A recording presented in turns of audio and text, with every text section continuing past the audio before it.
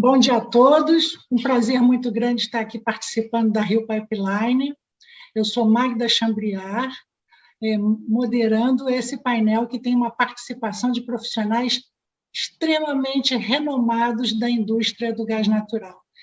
Eu cumprimento os panelistas, cumprimentando a Cristina Saião, representando a TAG, o José Andrade, representando a Eneva, o Mauro Chaves, representando a Wood Mackenzie, o Robson Coelho, representando a TBG, e cumprimento também os organizadores do evento, o IBP e toda a nossa audiência. Nós vamos ter 1 hora de evento, com 10 minutos de manifestação para cada panelista. Nós vamos começar pelo Mauro, seguido pelo José Andrade, depois vai ser a vez da Cristina e, por último, o Robson. Concluídas as apresentações, nós vamos iniciar o debate com as questões endereçadas aos panelistas. Mas antes de começar, eu queria contextualizar um pouco a motivação desse painel, né? Nós vivemos uma crise energética global, o rearranjo de cadeias produtivas desorganizadas pela pandemia do Covid. Nós vimos os preços do gás dispararem no mercado spot, consequência dessa demanda de diversas áreas do globo, dentre elas essa asiática e europeia.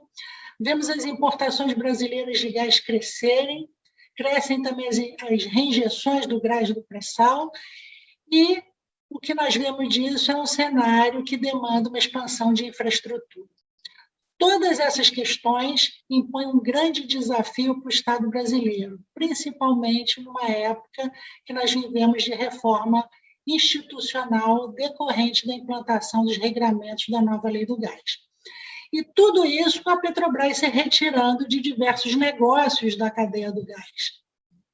Então, é nesse contexto, né, que esse painel busca representantes das empresas atuantes no setor para dividir conosco as suas experiências e aqui também tratar de preços, competitividade do gás natural, sua comercialização e os modelos de negócio. Dito isso, nós vamos chamar o Mauro Chaves para sua manifestação. O Mauro Chaves, representando, como eu disse para vocês, a Wood Mackenzie, é engenheiro elétrico pela Universidade Nacional de Engenharia do Peru. Ele é mestre em planejamento de sistemas de energia pela Unicamp e doutor em planejamento energético pela UFRJ. O Mauro tem mais de 12 anos de experiência no mercado da América Latina e é reconhecido como uma especialista na área do gás e do GNL. Tem diversas publicações em revistas científicas internacionais e na Wood Mackenzie, o Mauro é consultor na área de mercados de gás natural e IGN, atuando nas empresas a nível do executivo. Mauro, por favor, o microfone é seu.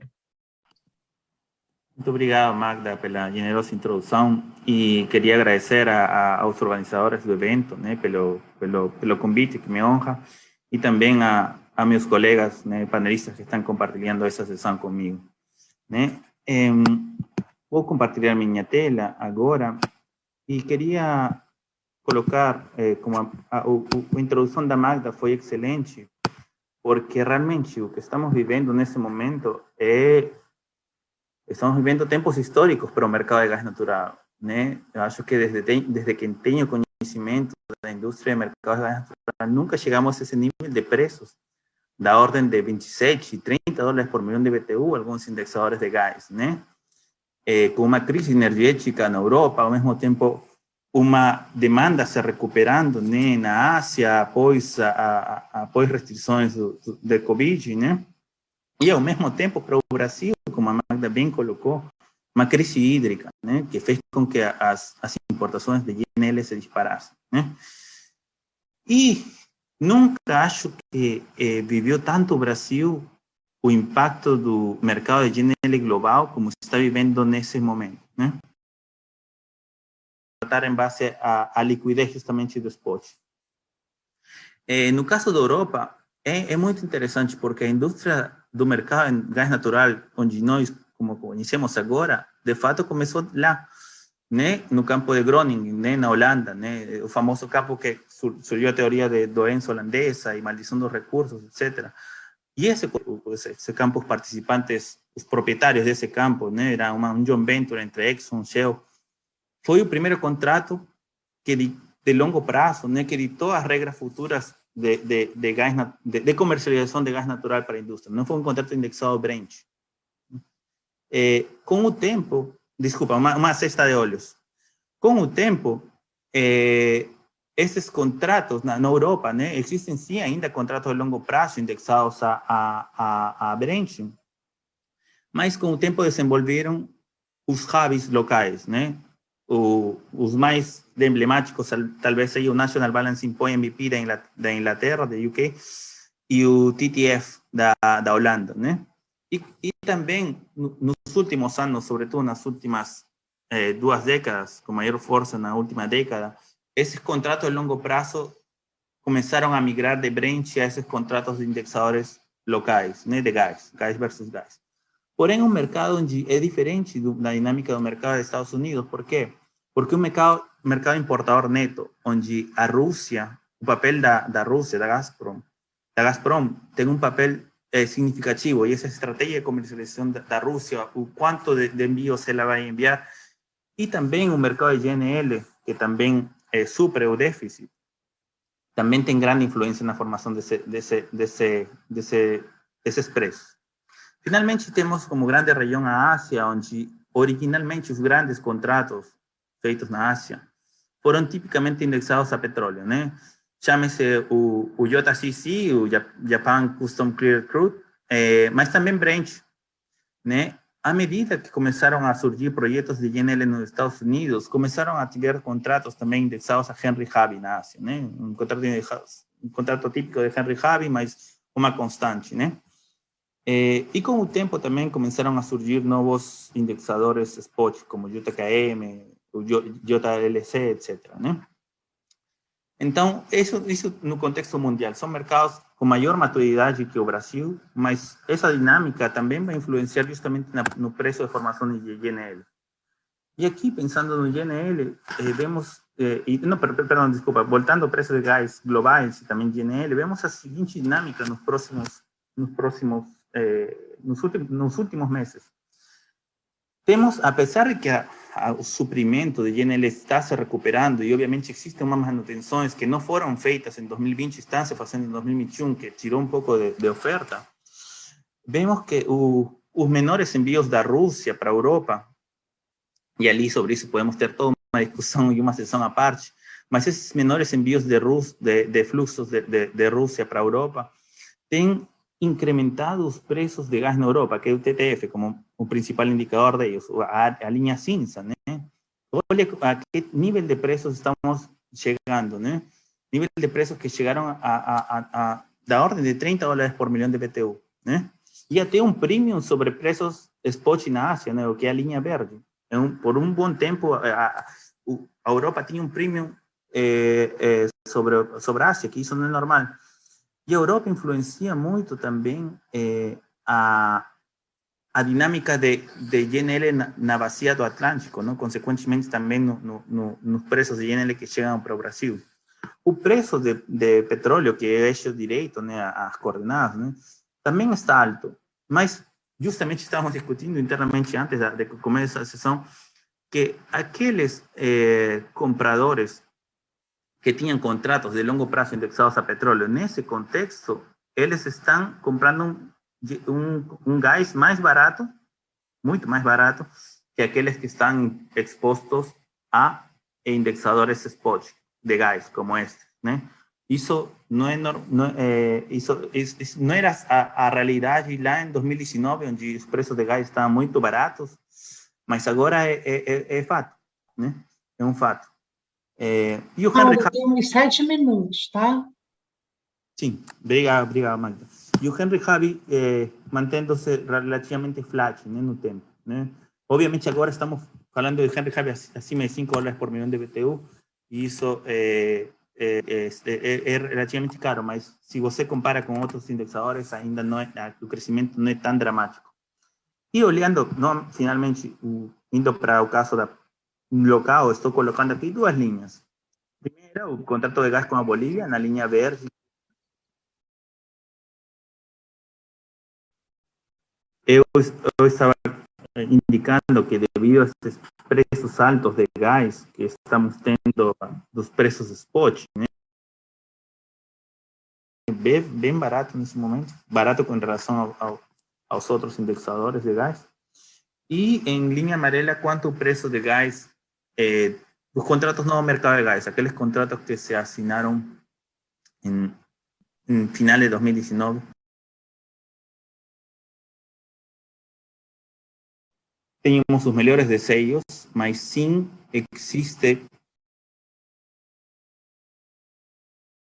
risco de programação também, questão de força maior. Acho que 2020 foi um exemplo claro de força maior em diferentes situações. E para isso você precisa de inteligência da Wood Mackenzie. Como? Para fazer o quê? Para conseguir elaborar portfólio de contratos, para avaliar as vantagens de diferentes mix de fontes, para conseguir fazer eventualmente um pool de compras, para gerir um portfólio de contratos de longo prazo e curto prazo, e obviamente o mais importante dessa apresentação que eu mostrei para vocês, uma boa balanceamento dos preços indexadores globais de gás e de energia, né? E com isso termino a minha apresentação. Bom, retomando o painel, depois do pane técnica, né, eu volto agradecendo ao Mauro Rodrigues a explanação dele, que mencionou a questão do preço no mundo e fez um importante alerta sobre a necessidade de planejamento nesse momento de oscilação de preços e mercado nervoso quanto ao GNL. Dito isso, vamos chamar o José Andrade para sua manifestação. O José é graduado em Engenharia Eletrônica pela Universidade Federal do Rio de Janeiro, é mestre em processamento de sinais pela UFRJ também, e tem especializações em negócios de gás e energia e gestão empresarial pela USP. O José Andrade tem sólida carreira no setor de energia, tem 16 anos de experiência como gerente de equipes de regulação, planejamento e marketing e análise econômica, e já atuou em grandes empresas como IBP, BR, etc. O José chegou à Eneva em junho de 2021, é gerente de marketing da empresa e, nesse momento, está representando a Eneva na sua manifestação. José Andrade, por favor, o microfone é seu.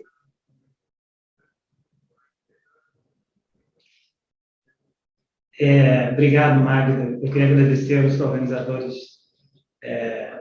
e aos colegas aqui do evento, né, por estar participando desse painel e discutindo um tema tão importante no atual momento da indústria do gás. Eu vou compartilhar minha tela, só peço que vocês me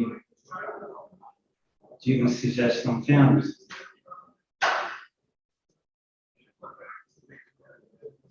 Vocês estão... Está vendo, Magda? Sim, sim. Obrigado. Estamos vendo, sim. Obrigado. Para que novos modelos, então, de negócios possam ser criados, né, como o Mauro bem comentou, né, e a gente ter capacidade de gerenciamento de portfólio, né, como ele também ressaltou no final da palestra dele, é importante a gente ressaltar como o serviço de transporte ele desempenha um papel muito relevante, né, nesse novo ambiente de mercado, né, que é muito mais do que simplesmente interligar um produtor com um consumidor específico, né. Ele tem um papel de viabilizar o desenvolvimento do mercado, né. Nesse ambiente que foi criado, está sendo criado a partir da nova lei, né, a gente pensa que o serviço de transporte precisa prover serviços, né, que sejam eficientes para que atendimento das necessidades do mercado, para poder construir um mercado que os agentes possam criar os seus portfólios, né? Então, dentre esses serviços, a gente pode citar capacidade firme, capacidade interruptível, produtos de longo e médio prazo, serviços de balanceamento e vários outros, né, que estão sendo desenvolvidos pelos transportadores. A gente vai ter a oportunidade de ouvir um pouquinho deles também, como é que eles estão estruturando isso em breve, na próxima apresentação. Mas eu queria resumir numa única palavra, né, o que a gente enxerga como talvez o papel mais importante pelo ponto de vista de mercado, né, é gerar flexibilidade, né?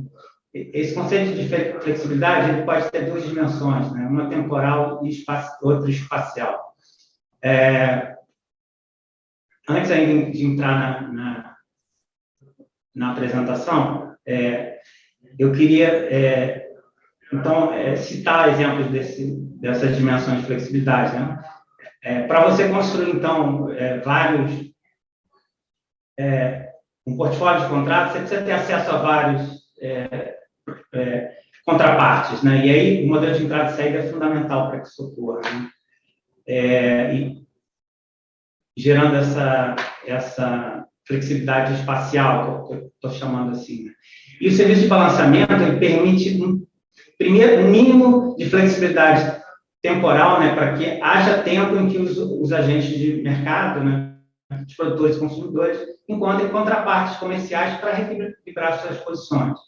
E aí, que é uma parte limitada dessas flexibilidades, né, e você acaba entrando, então, nessa possibilidade do mercado negociar as flexibilidades num espectro de tempo mais amplo, né? Ou seja, o primeiro serviço de flexibilidade do transportador que gera tempo de que o mercado possa prover esse serviço. E aí você cada agente construiu o seu portfólio otimizado de contratos, né?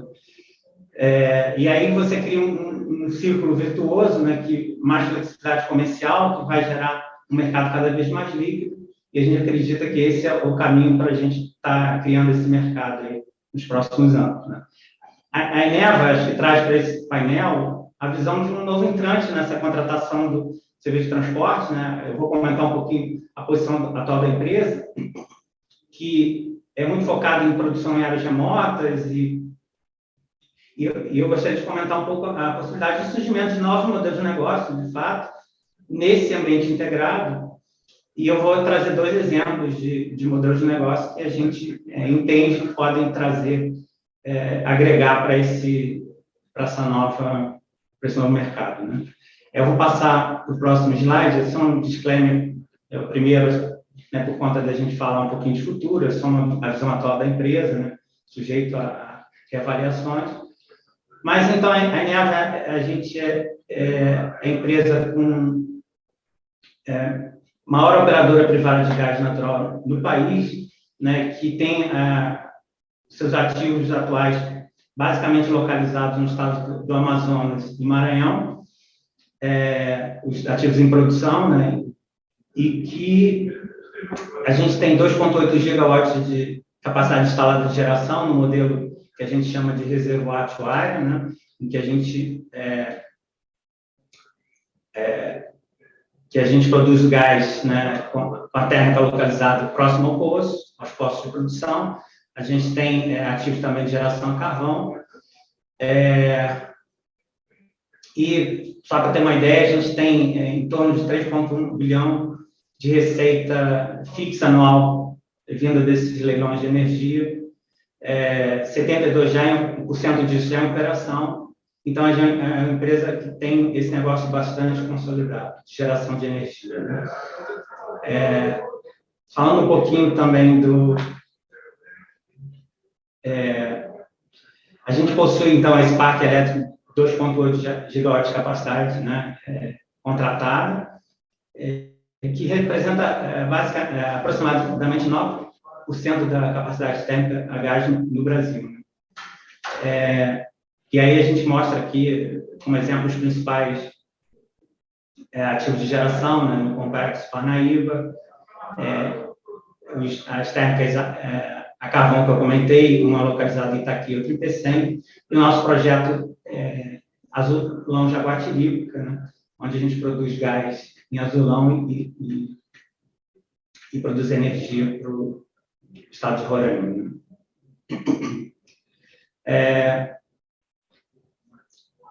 E aí a gente enxerga, né, que a gente detalha um pouco, né, nesse slide, que a gente vê um modelo de atuação que a gente pode expandir a atuação da empresa em outros modelos de negócio, né? Em que José, temos 7 minutos, tá? Ok, que focam basicamente em acessar moléculas de gás e diversificar os modelos de monetização, tá? E a gente enxerga a oportunidade de participar na criação de hubs, que eu vou explicar em seguida, fora das regiões que a gente atua atualmente. E aí, um dos modelos que a gente enxerga que pode agregar, trazendo mais valor para a atuação da empresa e trazendo valor para os clientes, através de engenharia de pequena escala, você consegue expandir o acesso ao mercado de gás natural para regiões mais remotas, né? Permitindo, com isso, a participação de mais agentes nesse mercado.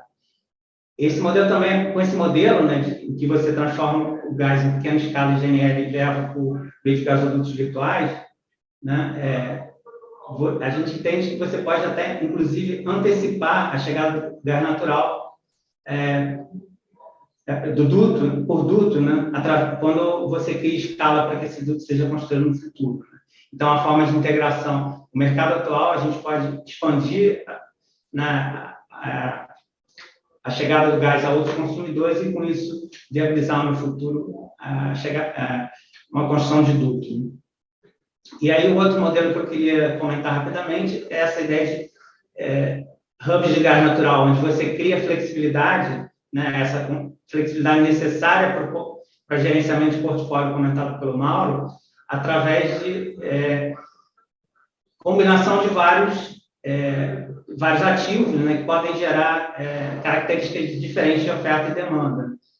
Mais um a gente minuto, pode estar agregando flexibilidade através de terminais de GNL, flexibilidade de demanda através de termoelétricas, possibilidade de combinar mercados de gás, produção local com importação. Então, a gente enxerga isso como uma grande oportunidade de negócio em que a gente possa trazer flexibilidade na operação da rede, atuando aí. E quais são os principais drivers de valor aí para você conseguir criar esses hubs de gás? E a gente entende que esses são drivers que existem no mercado brasileiro. Você tem áreas com reservas offshore, gás associado, que tem muita quantidade de gás, né, possibilidade de haver muita produção de gás, mas um gás que pode ter problemas de produção momentâneos, variar a produção, e você precisa de algum complemento e precisa também conseguir mercado para ele.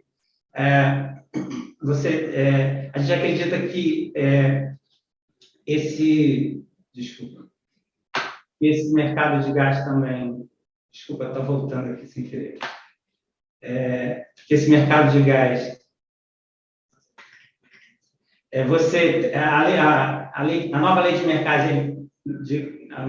mercado de gás, ela facilita a criação do consumidor livre, que facilita que esses contratos sejam feitos, esses postos sejam criados.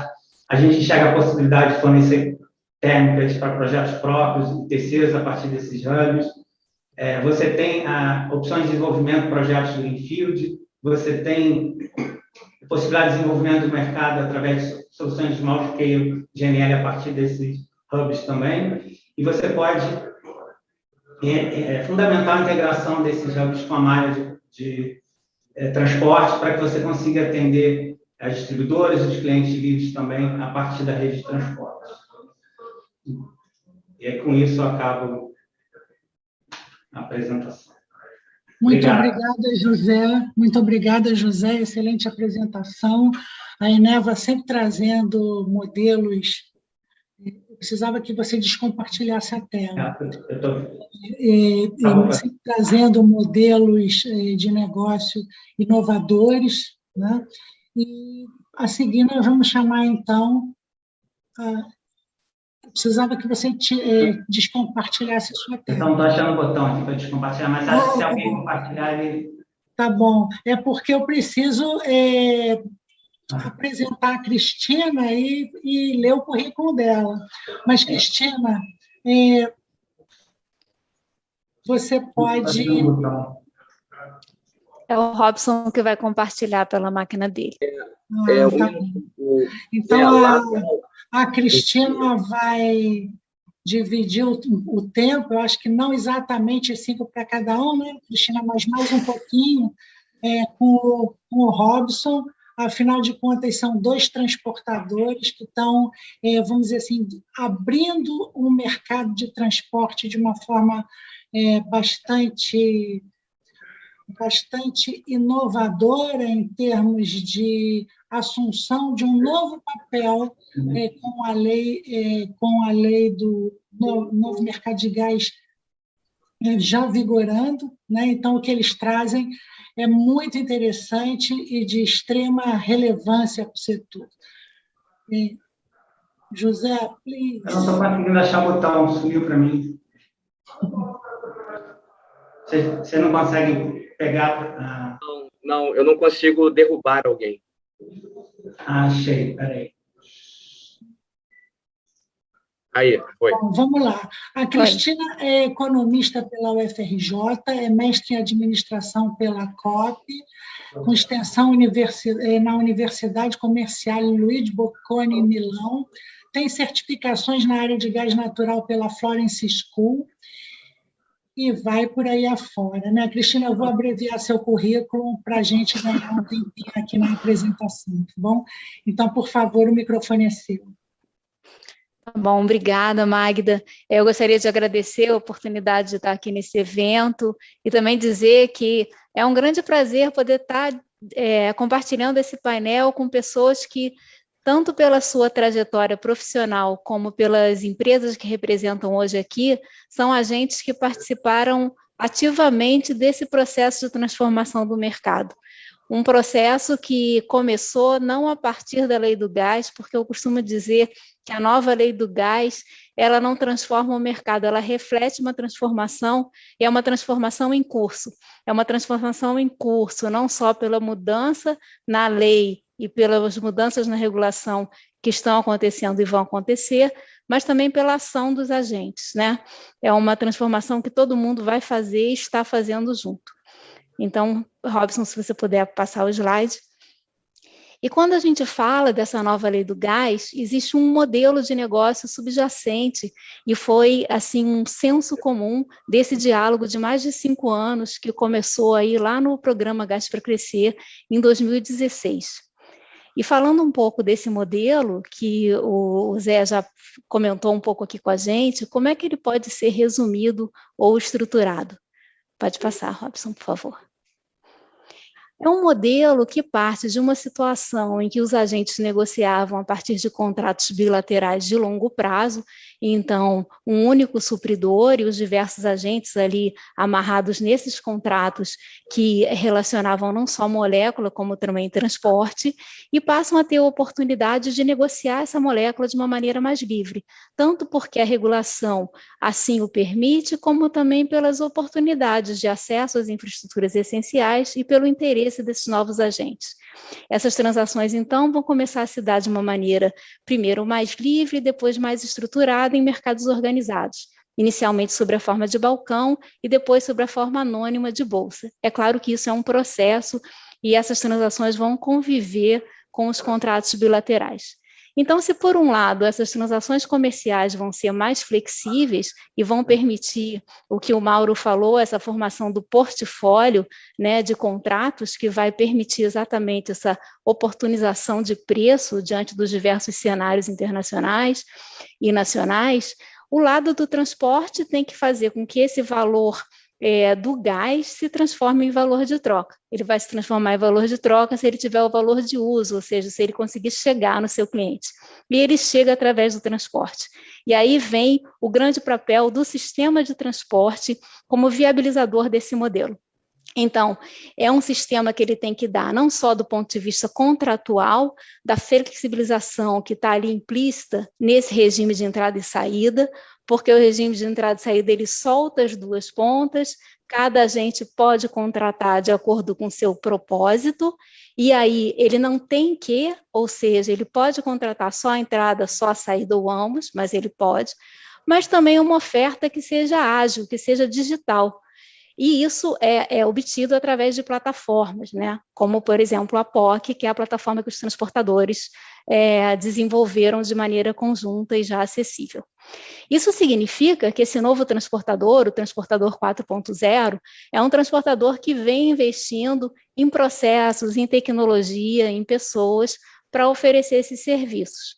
Serviços que vão englobar não só a gestão da capacidade e a gestão dessas trocas, mas também o gerenciamento desse hub de trocas, do ponto virtual de negociação, que aparece na Lei do Gás, e também as atividades do balanceamento residual, citada aí pelo Zé Luiz, que inicialmente vão ser feitas através de contratos de serviço de balanceamento, até que essas plataformas comerciais se desenvolvam. Tudo isso, resumidamente, significa que, ao se conectar ao sistema de transporte, pode passar, Robson, por favor. Pode passar para o próximo slide. O que o usuário ganha ao se conectar ao sistema de transporte, né? Como o Zé Luiz falou, não é simplesmente a questão física da conexão. Ele ganha uma segurança de suprimento. Se uma fonte falar, ele está conectado a várias fontes de suprimento. Essa possibilidade de ter vários fornecedores, por si só, leva a uma competição estrutural dos preços. Então, isso leva à competitividade.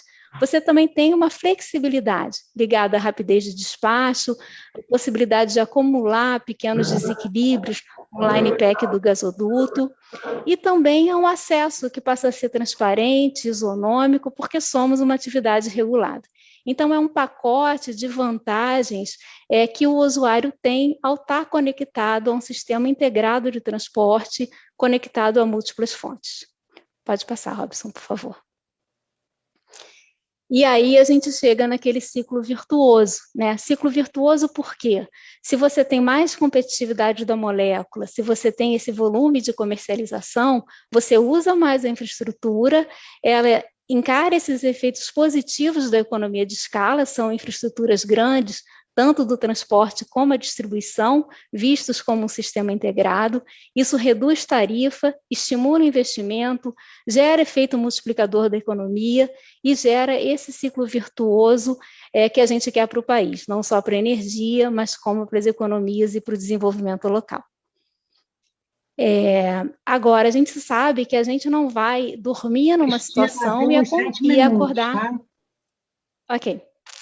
E a gente não vai acordar naquele modelo perfeito descrito lá no primeiro slide. Existem alguns elementos que são fundamentais para montar essa transição. E nós, transportadores, estamos trabalhando e contribuindo nesses 3 eixos. Pode passar, Robson, por favor. Esses 3 eixos são, basicamente, acesso, integração e liquidez. E de que forma a gente vem trabalhando nesses eixos?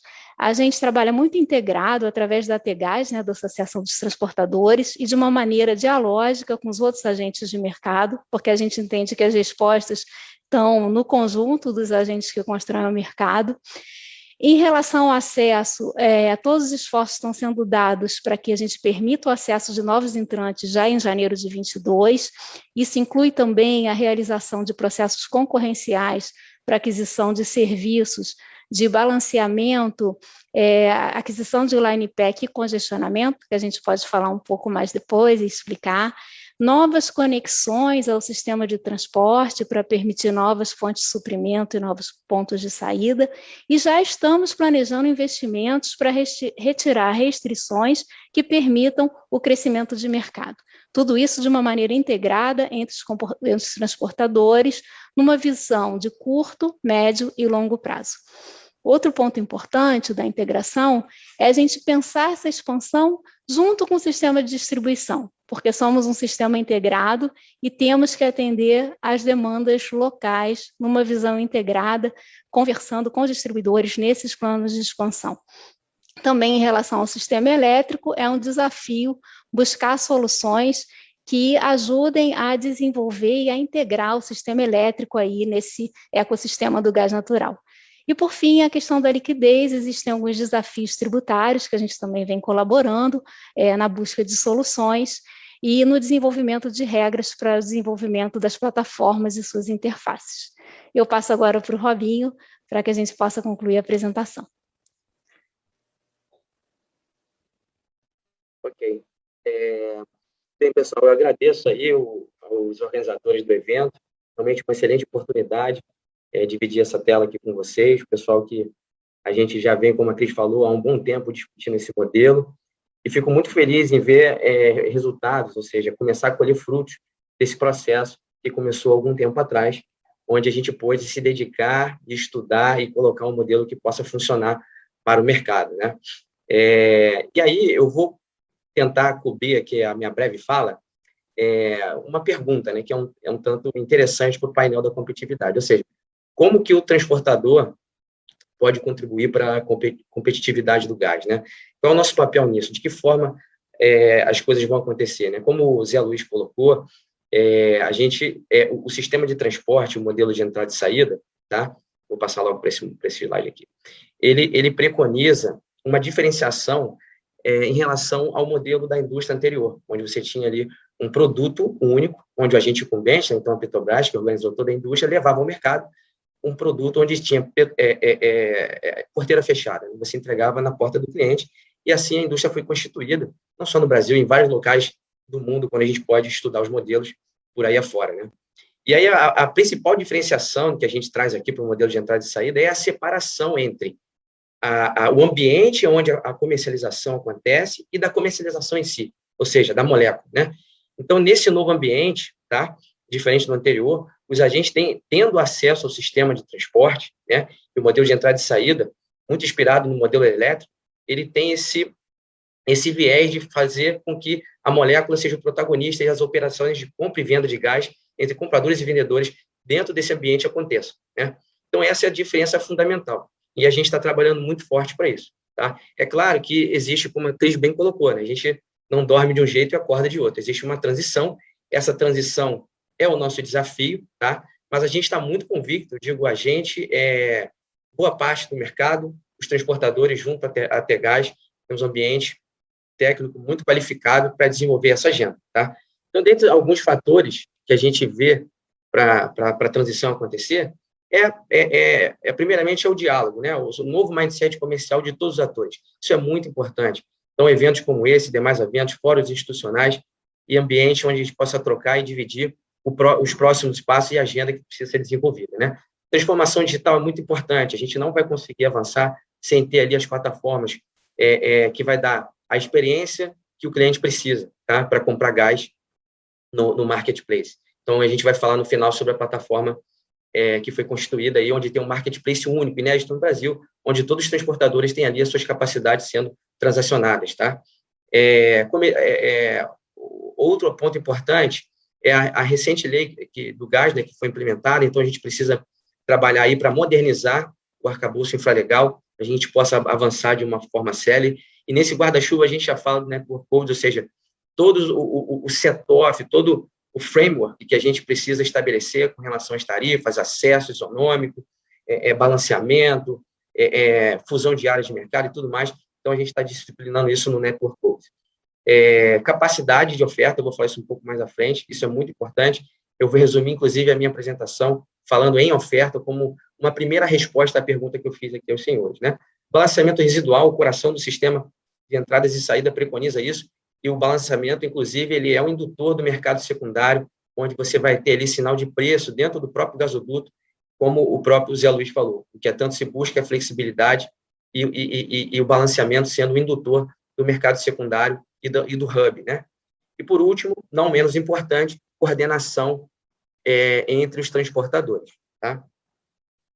E aí, vou passar bem rápido, acho que a Cris já colocou muito bem essa questão das vantagens do modelo de entrada e saída, né? Só vou listar os subitens aqui. Então, a gente tem aí já TAG, TBG, NTS, calendário de ofertas de capacidade a partir do ano que vem, né?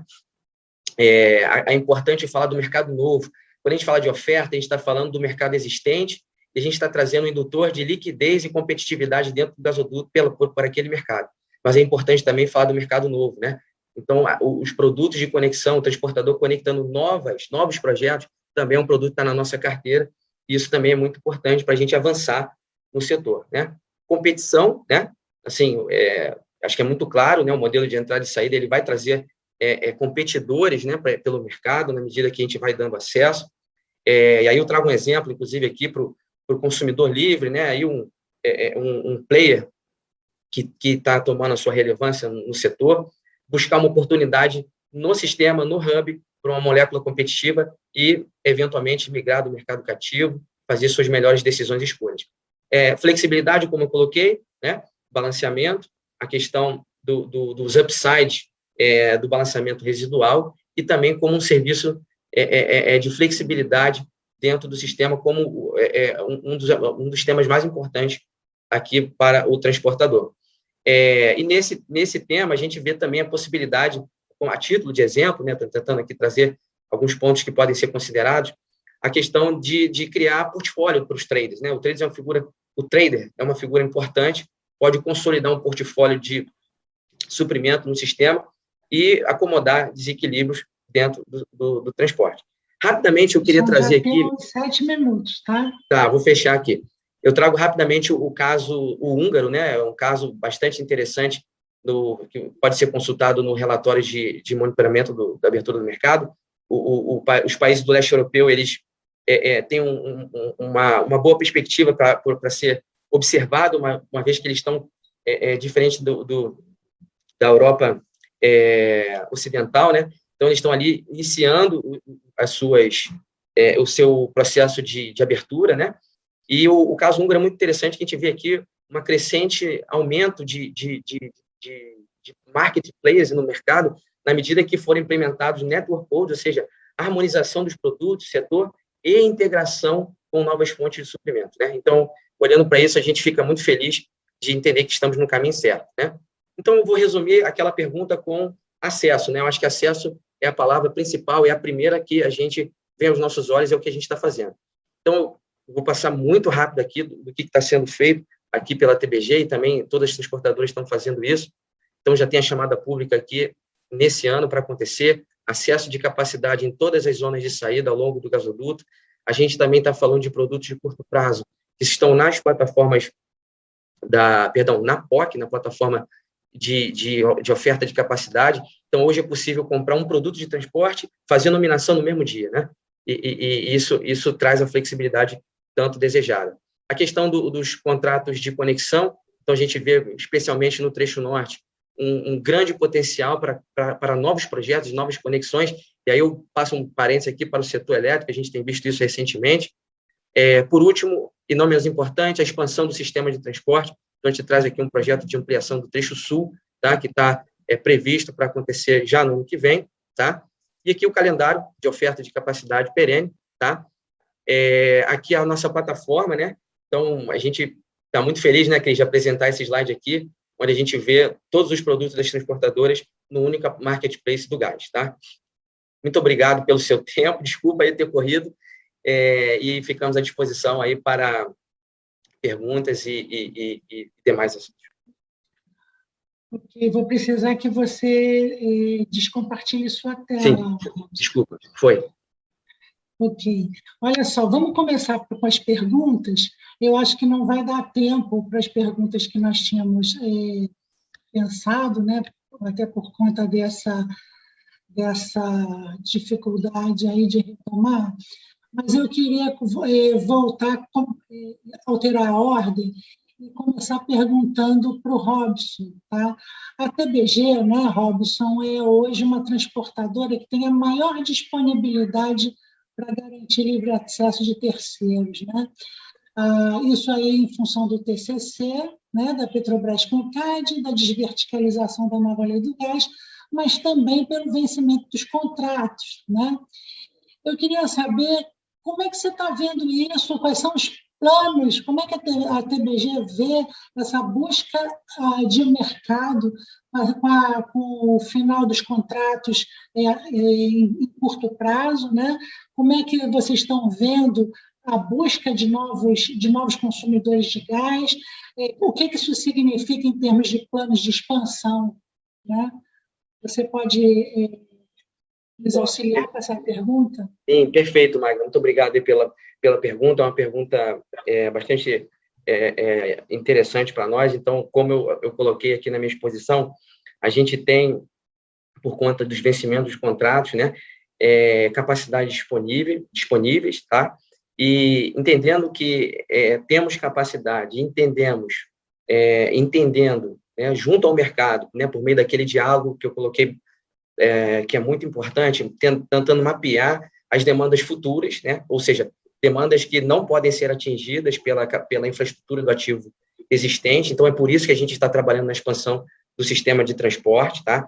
Então, a gente também está olhando, além da expansão do gargalo que a gente tem, especialmente no Trecho Sul, a gente está com uma série de projetos para novos mercados, tá? Para conectar novas fontes de suprimento. Então, eu trago destaque aí para o terminal do TGS da New Fortress, que vai entrar em operação a partir do ano que vem, ali por volta de maio. Então, estamos conectando uma nova fonte de suprimento de GNL no sistema de transporte, tá? E também, do ponto de vista da saída, a gente tem uma série de projetos que estão em curso para conectar novas demandas, né? Então, assim, a nossa visão é trabalhar no acesso por meio de produtos padronizados que sejam condizentes com o negócio do mercado, ou seja, solução logística, tá? A gente quer levar gás para onde o mercado desejar. Então, eu acho que é por aí. Ok, Cristina, vamos lá, Cristina. Eu estava querendo saber de você, né, como é que você vê essa questão afinal de contas, os negócios do gás se dão na rede de transporte, né? Como é que você enxerga esses desafios de conectar novas fontes de suprimento localizadas em diversos pontos do país, e como é que você acha que esses códigos de rede podem ajudar nesse sentido? Eu acho que, bom, quebrando um pouco essa pergunta em duas, né? Da mesma forma como a TBG, a TAG também tem planos de investimento para a redução dessas restrições. A gente tem ali uma restrição no Gazene Norte, a gente já está com um plano de investimento para reduzir essa restrição.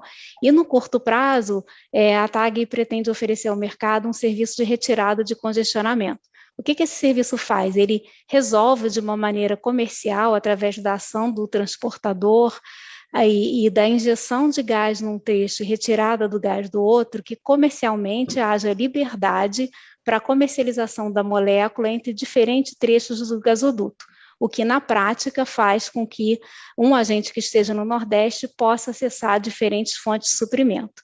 Isso, assim, não é nenhuma novidade, não é nenhuma invenção. A Europa utilizou o mesmo mecanismo até que fossem feitos os investimentos necessários.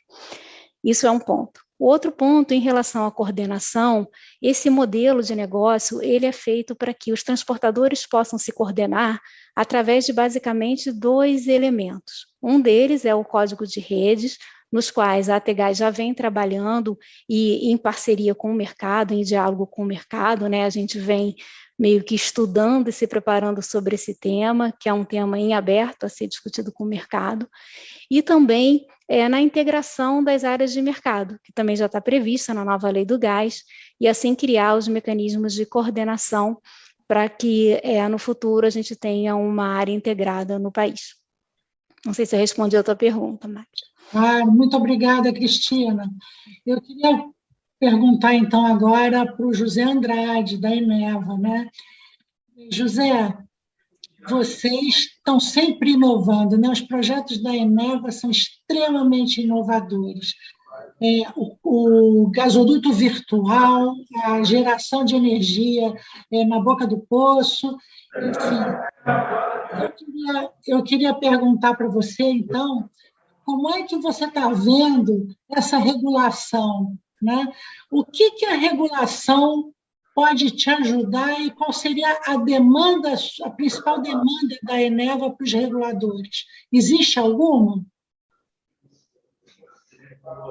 Claro, a gente está no meio do movimento de mudança, né? Então a gente até já desenhou onde a gente quer chegar, qual é o ponto final dessa transição, mas a transição, como foi bem colocado pelo Robinho e pela Cris, ela demanda tempo, né? Adaptar todos os processos, a gente entende esse ponto, mas a gente tem que, nesse ambiente regulatório que já foi desenhado, eu acho que é um bom desenho, né? A gente precisa conseguir viabilizar, por exemplo, que o modelo de entrada e saída, que já está sendo implementado aos poucos, ele facilite ao máximo a troca comercial de gás entre os agentes, né? E com isso a gente consiga criar aqueles portfólios citados pelo Mauro, né, que são essenciais para a gestão de risco de todos esses agentes, né, que estão no mercado. Aí, para isso, eu posso citar a implementação dos códigos de rede, a integração das áreas de mercado, como a Cris colocou, como pontos fundamentais, né, que não são ações somente dos agentes reguladores, mas a gente tem que dar o foco e ajudar os transportadores a conseguir, o mais rápido possível, criar essas regras novas para que a gente possa implementar. Do ponto de vista da harmonização das regulações federal e estaduais, né, a gente acha importante, né, que, principalmente a figura do consumidor livre, ela seja mais bem definida no âmbito das regulações estaduais, né? A gente considera que a possibilidade dos agentes poderem criar os seus portfólios, né, e poderem gerenciar o seu risco, ou na medida que quiserem, poderem contratar comercializadores para fazer essa gestão por eles, isso é super importante para que esse mercado, de fato, aconteça. Então, a regulação estadual ela tem um papel importante para permitir que isso aconteça, e a gente espera que essa evolução também aconteça no sentido de harmonizar com o que está preconizado na lei federal. Obrigada, José. Vamos lá para o Mauro. Tem uma pergunta da audiência aqui que está extremamente interessante, que é o seguinte: olha, vamos fazer um paralelo com o mercado europeu, Mauro. Na sua visão, em termos de timing para o Brasil, o mercado de balcão e bolsa, né? Qual é a necessidade de entrada de novos supridores, né? Quais os principais fatores para essa evolução? E, por último, afinal de contas, o preço do gás vai explodir mesmo? Uma pergunta, Magda.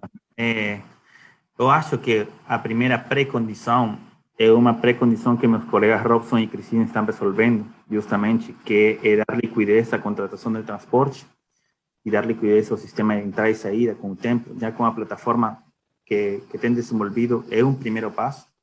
O segundo passo é resolver os problemas de impostos, né, e tributos, que isso facilita muito também a questão de transações.